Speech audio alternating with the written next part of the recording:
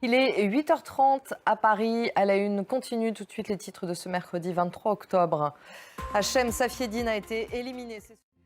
L'armée israélienne a confirmé avoir éliminé Hachem Safieddine. Le chef du conseil exécutif du Hezbollah était l'homme pressenti pour succéder à Hassan Nasrallah, le leader du mouvement islamiste tué dans une frappe israélienne sur Beyrouth le 27 septembre. Sa mort n'a pour le moment pas été confirmée par le Hezbollah. Léo Péchard.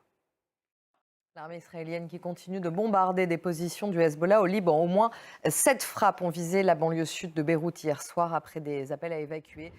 C'est dans ce contexte que le Premier ministre libanais Najib Mikati a accordé une longue interview à la chaîne arabophone de France 24. Il souhaite voir l'armée libanaise reprendre le contrôle du Sud-Liban, aujourd'hui sous la coupe du Hezbollah. On l'écoute.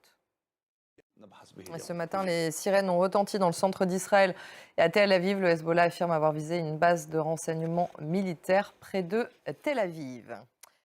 Et le chef de la diplomatie américaine poursuit sa tournée au Proche-Orient. Il se rend aujourd'hui en Arabie Saoudite. Anne Corpé, bonjour.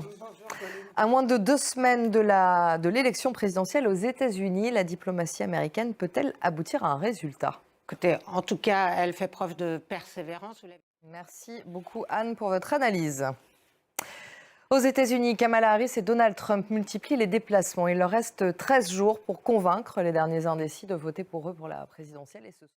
La guerre en Ukraine, selon Volodymyr Zelensky et le renseignement militaire ukrainien, 12 000 soldats nord-coréens seraient en formation pour renforcer l'armée russe. Ils pourraient arriver aujourd'hui dans l'oblast russe de Koursk. Écoutez le président ukrainien. 8h44 à Paris, je vous rappelle la principale information de cette matinée. Hachem Safieddine a été éliminé. Tout de suite, c'est la revue de presse.